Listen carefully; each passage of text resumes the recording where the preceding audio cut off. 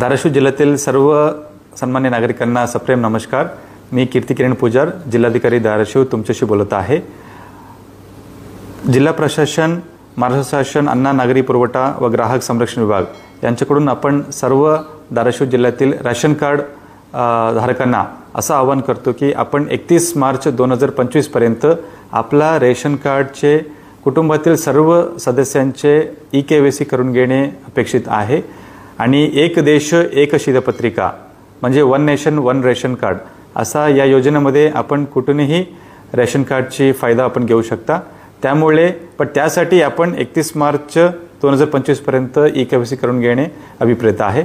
So आपण जवळच्या fair price दुकानाला जाऊन ई-केवायसी करून घ्यावी असं मी आवाहन करतो। आणि ई-केवायसी करून घेण्यासाठी मोबाईल जे ॲप आहे मेरा केवायसी ॲप या ॲप्लिकेशन डाउनलोड करून आपण ई-केवायसी सुद्धा करू शकता। धन्यवाद।